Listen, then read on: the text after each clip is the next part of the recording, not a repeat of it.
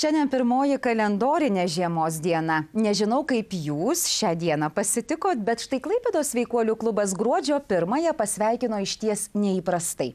Anksti ryte dar nė neprašvitus vadinamieji ruoniai nėrė į vos kelių laipsnių Baltijos jūrą.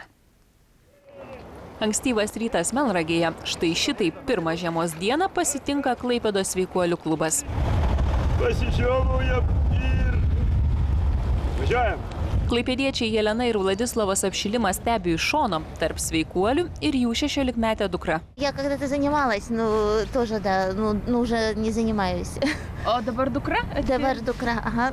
Nors dar rugsėjį pašnekovai brido į jūrą, šiandien sako nedrįstantys. Per vieną dieną negalima. Ir negalima pasiruošti per vieną dieną. Čia reikia pradėti kokį rugpjūčio. Sveikuoliams pasisekė. Lauke 5 laipsniai šilumos, nesninga, bet keletą kartų smarkiai nulyja. Padarė mankštą per 20 žmonių, bėga kelis kilometrus. 7 valanda ryto jūs turbūt sapnuojate paskutinį sapną arba maudotės po šiltų dušu, o čia jau atbėga būrys sveikuolių ir netrukus ners į išties audringą jūrą. Įšilę žmonės nekantrauja lysti į bangas, paskubom nusirengę, susikimba rankomis, tai bristi saugiau. Jūroje tamsu nors į akį durk. Visi einam, ramiai! Vos 4 laipsnių jūroje sveikuoliai praleidžia tik keletą akimirkų, kai kuriems šis kartas pirmas. Kaip jaučiatės? Puikiai. Kam jūs to reikia? Kodėl tai darot?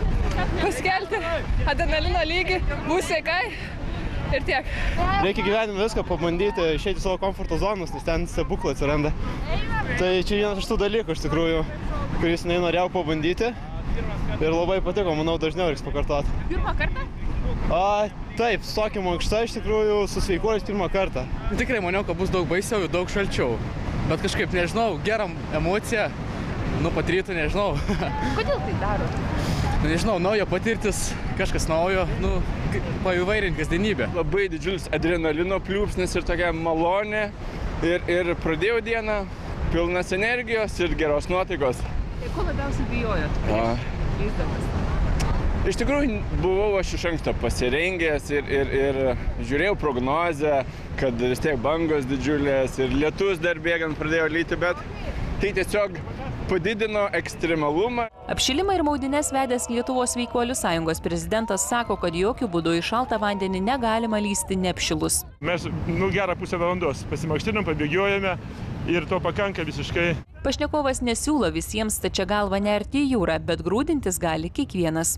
Visa tauta, jeigu jau kas rytą apsilietų šaltų dušų, po šilto įsimaudė, niekuomet nebūtų problemų, nei gripo, nei angynų, nei kosulių, niekuomet nebėgtų snarglys iš nosies, viskas būtų puiku. Kitos didžiosios sveikuolių maudynės laukia sausio 1-ąją.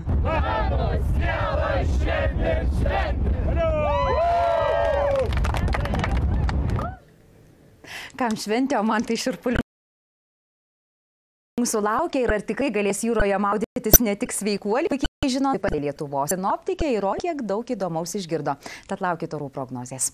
O dabar kviečiu suklusti Victoria's Secret angelų gerbėjus. Madame Tussauds vaškinių figūrų meistrai pagaliau įamžino garsią brazilų